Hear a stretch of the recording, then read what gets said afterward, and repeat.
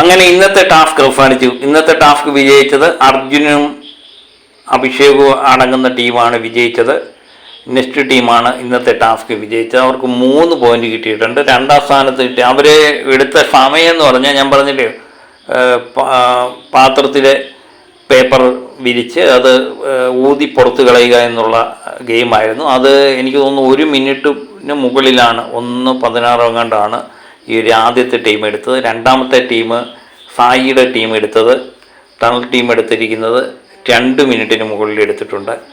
അങ്ങനെയാണ് അവർ പുറത്ത് കളഞ്ഞത്. നമ്മുടെ 3ാമത്തെ ടീമായിട്ട് വന്നത് നമ്മുടെ അൻഫിബ ഫ്രീദു ടീമാണ്. അവർ 6 മിനിറ്റ് 45 സെക്കൻഡ് കണ്ടുപിടുത്തു. ജിൻഡോ നന്ദന അടങ്ങിയ ടീം 7 മിനിറ്റോളം എടുത്തു. അങ്ങനെ ടാസ്ക് അവസാനിച്ചിരിക്കുകയാണ്.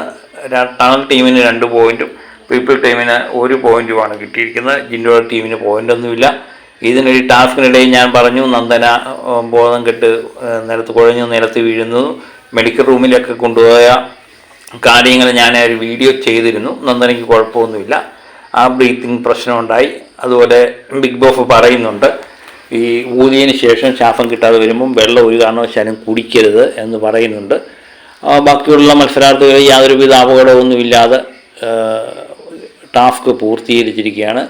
എനിക്ക് നെക്സ്റ്റ് ടീമിൻ്റെ പ്രകടനം വളരെ മികച്ചതായിട്ട് തോന്നി. കാര്യം 1 മിനിറ്റ് കൊണ്ട് ഇത് ഊതിക്കളയുക എന്ന് പറഞ്ഞാൽ ഇച്ചിരി അത്ഭുതപ്പെടുത്തുന്ന കാര്യം തന്നെയാണ്. 2ാമത്തെ ടീം 2 മിനിറ്റിനും കൂടുതലെടുത്തു. ഏറ്റവും ലാസ്റ്റ് വന്ന ജിൻഡോയുടെ ടീം 7 മിനിറ്റോളം എടുത്തു. അപ്പം അത് ഇച്ചിരി കട്ടിയാണ്. ഊതി പുറത്ത് കളയുക എന്ന് പറഞ്ഞാൽ ഇച്ചിരി കട്ടിയായിരുന്നു. ഏതായാലും അർജുൻ്റെ ടീം വളരെ വിജയകരമായി അത് പൂർത്തീകരിച്ചിരിക്കുകയാണ്.